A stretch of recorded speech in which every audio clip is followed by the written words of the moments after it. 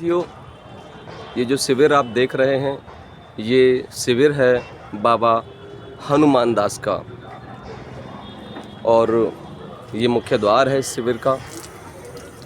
जैसा कि सभी जानते हैं कि इस समय कुंभ नगरी में सारे संसार भर के साधु और संतों का आगमन है। सभी यहाँ ध्यान, तप, तपस्या और कथा, प्रवचन आदि में लगे हुए हैं। साथियों, इस समय प्रयागराज, कुंभ, त्रिवेणी अपने आप में विहंगम दृश्य रखती हैं। चारों तरफ कहीं कथा है, कहीं प्रवचन है, कहीं हवन यज्ञ है, कहीं उपदेश है और कहीं पे कल्पवास है।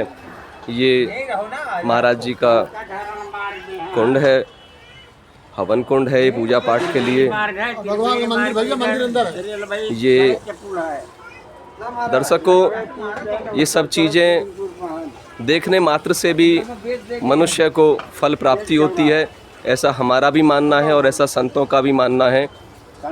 आप करीब से सारी चीज़ों को देखें। आप भाग्यशाली हैं कि आप कुंभ में आए हैं या नहीं आए हैं, लेकिन आप संतों के दर्शन करें। हेलो, ये भक्तगण हैं और अंदर भगवान जी विराजमान हैं। भगवान जी अंदर विराजमान हैं, हम आपको उनके भी दर्शन कराते हैं। साथियों, ये बड़े ही दिव्य दर्शन हैं। आप बड़े ही भाग्यशाली हैं, हम भी बड़े भाग्यशाली हैं कि हम इन दिव्य दर्शनों के भागीदार बन रहे हैं। ये ऐसे समझिए, मेरी व्यक्तिगत अनुभव ही तो ऐसे लग रहा है कि जैसे स्वर्ग में हम लोग प्रवेश कर गए हैं। मैं आपको अपने मन के भाव बता रहा हूँ, मैं अपने मन के भाव को प्रकट कर रहा हूँ कि मुझे खुद ऐसी अनुभूति हो रही है जैसे किसी स्वर्ग में मेरा प्रवेश हो गया हो। ये दिव्य दर्शन, भगवान जी के दिव्य दर्शन, ये संतों की कुटिया में भगवान के दिव्य दर्शन आप कर पा रहे हैं। ये देखिए, ये भगवान जी के दिव्य दर्शन आप सीधे संतों की कुटिया से कर पा रहे हैं। वो संत जिन्हें ईश्वर का दूसरा रूप कहा जाता है। साथियों, माता सीता रानी, और आप यहाँ देख रहे हैं ये विशेष स्थान है। ये इस पंडाल का विशेष स्थान है जिसमें अभी हम हैं। हम विराजमान प्रभु को सत सत नमन करते हैं। हे प्रभु, हम बड़े भाग्यशाली हैं कि हम आपके दर्शन कर पा रहे हैं। साथियों, आपसे भी हमारा निवेदन है कि आप जो भी और जहाँ भी देख रहे हैं, आप भी हाथ जोड़कर नमन करें। ये दर्शन बड़े दुर्लभ होते हैं। इस समय प्रयागराज में संति नहीं, ऐसा कहा जाता है, कि इस समय स्वयं भगवान भी वेश बदल करके या सूक्ष्म शरीर में इस धरा पे उपस्थित हैं। ये पुजारी, ये महात्मा जी यहाँ पर हैं और आप उनके भी दर्शन कीजिएगा। ये संतों की कुटिया है, ये संतों का स्वर्ग है। और अभी आपको इस कुटिया में भगवान जी के दर्शन करा रहे थे और अभी हम आपको संत वाणी से भी लाभान्वित कराएंगे। ये बड़ी दुर्लभ वाणियाँ होती हैं।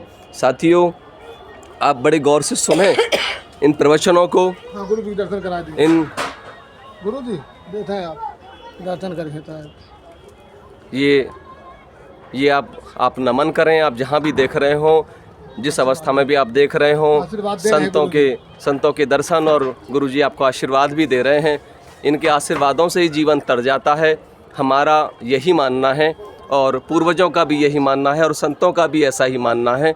साथियों, आप बड़े गौर से अपने मन में भी अगर इनको नमन करेंगे तो वो भी इनके चरणों तक पहुँचेगा, इनके श्री चरणों तक पहुँचेगा और इनका आशीर्वाद जो है वो आप तक पहुँचेगा। अभी हम संत वाणी आप तक पहुँचवाएंगे। भगवान जय जय सीताराम, जय जय श्री सीताराम। जोर से बोलिए। जय सीताराम। गुरुजी, आप अपना नाम बताएंगे? हाँ, हनुमान दास। ये है हनुमान दास। समुद्रपुर, पुरानी झूसी, लखनऊ, गोमती नगर। ये गोमती नगर प्रयागराज से बाबा हनुमान दास हैं, संत हनुमान दास हैं। और अब हम पुनः आपको इनके दिव्य दर्शन करा रहे हैं। इनके श्री चरणों के दर्शन करा रहे हैं हम आपको। संतों के दर्शन, इनके चरणों की धूली मिल जाए तो मनुष्य के जीवन सफल हो जाते हैं। अब हम बाबा से अनुरोध करेंगे कि बाबा जो लोग अभी कुंभ तक नहीं आए हैं या जो कुंभ में आ भी गए हैं, केवल स्नान मात्र करके ही चले गए हैं, उनको आप अपनी मधुर वाणी से कुछ उपदेश दें, क्योंकि हमने खुद देखा है तमाम सारे लोग आ रहे हैं और केवल स्नान करके चलते बन पा रहे हैं। एक ढेरी आधी में पुनियाद तुलसी संघर्ष साथी हरे कोट। चाहे एक दिन नहाना है, चाहे 10 दिन नहाए, चाहे 1 महीना नहाए, 1 महीने और होते हो जाएगी।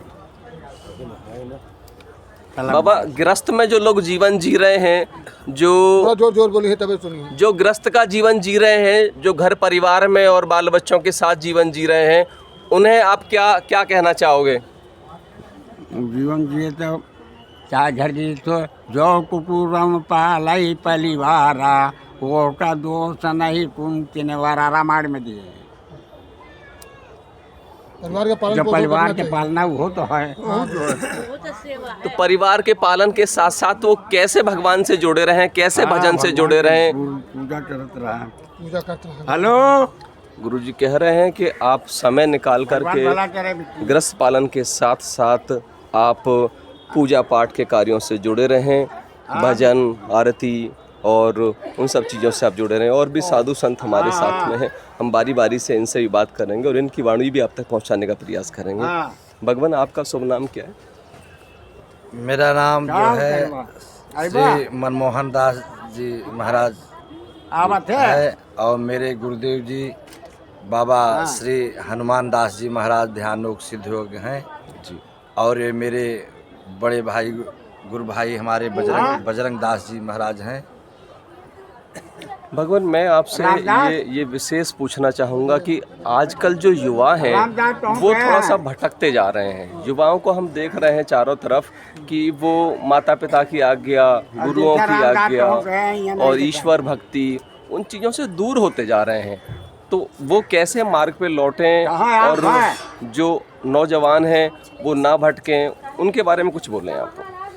देखिए, ये हमारे हिंदू धर्म में, सनातन धर्म में जो भी बच्चे नए तैयार हो रहे हैं, इनको तो और अग्रणी होकर के सत्य सनातन धर्म का प्रचार करना चाहिए। भगवान के चरणों में इनका प्रेम होना चाहिए, भजन इत्यादि होना चाहिए और अपने माता पिता के चरणों में इनका प्रेम जरूरी है। इसलिए माता पिता का ही आशीर्वाद जीवन में सफलता लाता है और भगवान का भजन ही सफलता का कुंजी है, जिससे जो है हर प्रकार से दुख और दरिद्र भगवान के ही चरणों में भजन करने से दूर होता है, कष्ट दूर होता है।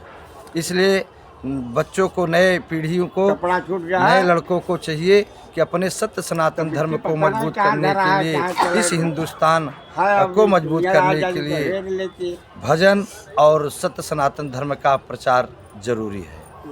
तो ये महात्मा जी के वचन थे कि कैसे वो अपने आप को सत्य सनातन से जोड़ के रखें, और जब आप सत्य और सनातन से जुड़ेंगे तो खुद ब खुद आप माता पिता, गुरु, देश सेवा, समाज सेवा, ईश्वर सेवा, उन सब से आप खुद पे खुद जुड़ जाएंगे। ये थे इनके वचन। हम अभी ये इनके गुरु भाई हैं, हम इनसे परिचय जानना चाहेंगे। भगवान, नाम क्या आपका? मौनी बजरंग दास। ये हैं बाबा मौनी बजरंग दास। और हम बाबा मौनी बजरंग दास जी से पूछेंगे, बाबा, जैसे आदमी कोई नाम जाप कर रहा है, ग्रस्त व्यक्ति घर में रह करके या अपने व्यवसाय में रह करके या राह में चलते समय, तो नाम जाप करते समय उसे क्या क्या सावधानियां बरतनी चाहिए? 20 तारीख हमारी टूट जाएगी। हाँ, 28 तारीख रहा। ऐसा है कि गृहस्थ पालन करते हुए भी ऐसे बात है कि कोई गृहस्थ पालन, कोई ऐसा बात कहे कि गृहस्थ से ये समझ कि हर जीव का पालन होता है, हर जीव का पालन होता है, चाहे संत हो, चाहे महात्मा हो, चाहे कोई जीव जंतु हो, उनसे गृहस्थ से पालन होता है। तो गृहस्थ आश्रम जो है सबसे बड़ा आश्रम माना गया है। गृहस्थ आश्रम सबसे बड़ा आश्रम माना गया है। गृहस्थ रहते हुए भगवान के भाव भजन करना चाहिए, और अपने भगवान के आदेशों को पालन करना चाहिए। जहाँ तक हो सके तीर्थ यात्रियों का भी दर्शन करना चाहिए। जय श्री राम। ये थे मौनी बाबा जो कि कह रहे थे कि गृहस्थ आश्रम सारे आश्रमों में सबसे बड़ा माना गया है और गृहस्थ आश्रम के माध्यम से ही तमाम सारे आश्रम भी सद रहे होते हैं। इसके साथ ही साथ मौनी बाबा ने ये भी हमें बताया कि तीर्थाटन भी हमें करते रहना चाहिए, तीर्थों पे भी जाना चाहिए। तीर्थों पे जाने मात्र से भी मनुष्य का भला होता है। अभी हमारे साथ में और एक महात्मा जी हैं, भगवान जय श्री सीताराम। प्रभु आपका शुभ नाम क्या है?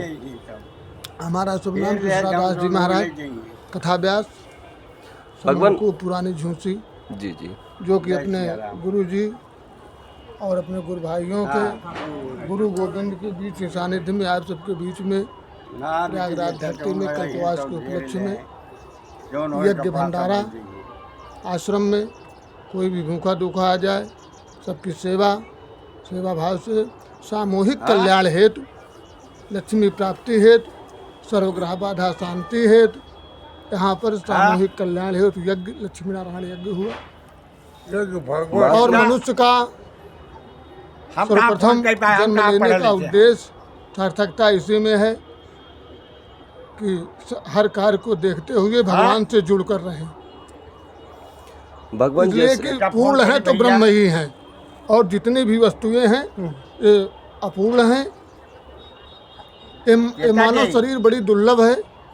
गोस्वामी जी लिखे भाग मानुष तन पावा असुर दुर्लभ सद ग्रंथ ही गावा, जो कि देवताओं को भी दुर्लभ है।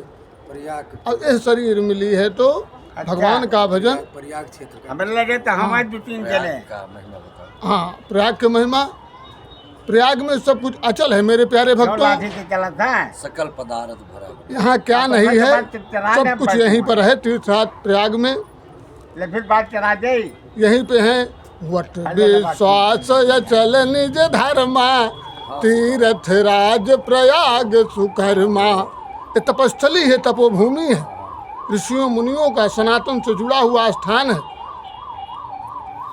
महात्मा जी एक बड़ा प्रमुख समस्या समाज के अंदर व्याप्त है। पूरे समाज में हम देख रहे हैं कि लोग जब माता पिता बुजुर्ग हो जाते हैं उनसे वो विमुख होते चले जाते हैं।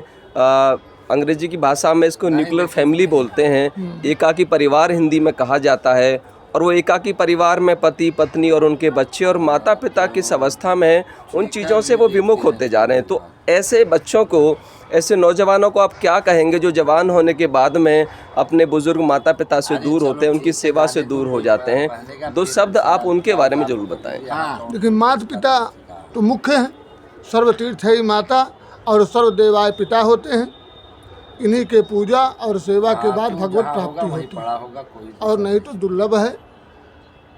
ऐसा होने का रीजन है नहीं देवा, माता पिता नहीं मानई देवा, साधु स्वेटर भावई सेवा, जेटर यचर भवानी ओ मानव निस्तर प्राणी। माता पिता कई सेवा कीन, घर ही धन्य तीरथ कीन। माता पिता की सेवा बहुत बड़ा है।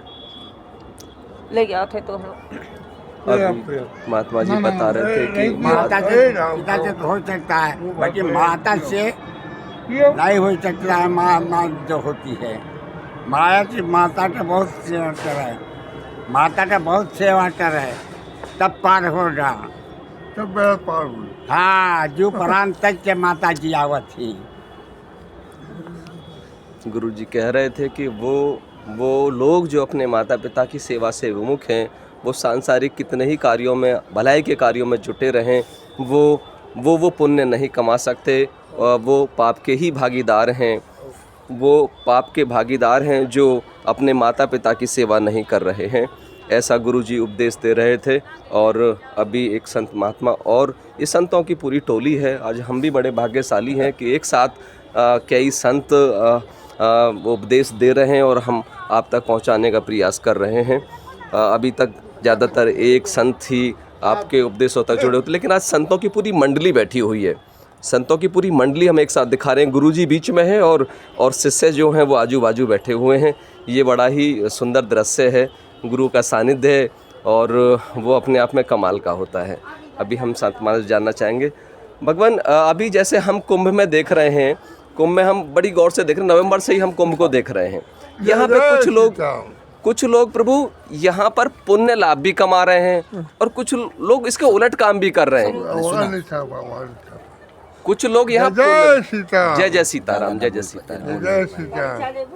बोल नहीं पाए, मुंह में दिक्कत है महात्मा जी के और इस वजह से वो ज़्यादा बोल नहीं पाएंगे। जानबूझ विषपान जो करई, चाय और जानबूझ विषपान जो करई, काहे न तात एक दिन मरई। और फिर परम पूज्य बाबा गोस्वामी जी लिखते हैं कि करत अनीत ताहि डर नाही, असोई जई है थोड़े दिन माही। ज्यादा दिन धराधाम पे रहते हैं जो ऐसा करते हैं। और तीर्थ क्षेत्र का किया हुआ यज्ञ पूर्ण का भी कभी अस्त नहीं है, इसी तरह से यहाँ का किए हुए पाप का भी अंत नहीं है। वो सदैव जब जब जहाँ जहाँ जीव जन्म लेगा उसका फल उसे जरूर प्राप्त होगा। बोले तो प्रयाग। भगवान, एक सवाल मैं आपसे एक उपदेश जानना चाह रहा था कि आज का जो नौजवान है वो नशे की गिरफ्त में बहुत ज़्यादा हो रहा है। वो नशा इतना ज़्यादा कर रहा है कि उस नशे में अपने शरीर को भी, अपने मन को भी, अपने धन को भी और तमाम सारी चीज़ों को वो नष्ट करने में लगा हुआ है। तो वो नशे से कैसे दूर हों? आप कोई अपनी मधुर वाणी से ऐसी कोई बात बताएं जो ऐसे लोग जो गिरफ्त में आ गए हैं। कुछ लोग ऐसे भी जो चाहते हैं लेकिन वो चाह नहीं रहे कि वो कैसे उससे बचें। कोई ऐसे वाणी आप बताएं।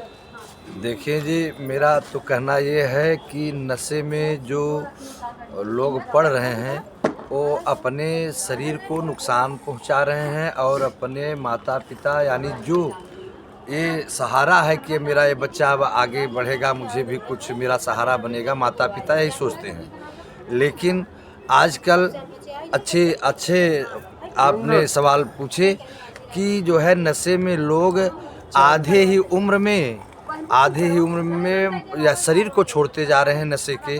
जैसे खतरनाक नशा होता है स्मैक और गरद और गांजा इत्यादि, ये सब तो शरीर को एकदम यानी कमज़ोर करता है, सारे यानी शक्ति को छीड़ करता है। धीरे धीरे आधे ही उम्र में, एक जगह हम कथा बोल रहे थे, वो क्षेत्र है मलाका, हाफा मऊ प्रयाग क्षेत्र में ही पड़ता है। वहाँ कथा बोलते समय वहाँ की नारियाँ में संख्याओं में 40% आई कि जो है मेरा पति जो है ऐसा नशा स्मैक पीता था, वो महाराज जी मेरा सब पति छोड़ दिया शरीर ये। तो इसलिए मैं नए बच्चों से आग्रह करूँगा, आग्रह के साथ साथ प्रार्थना भी करूँगा कि नशा, ये गंदी नशा न लें, नहीं तो आप अपनों का भी साथ नहीं दे पाएंगे। जो भरोसा रहता है कि मेरा साथ देंगे तो आप उस लायक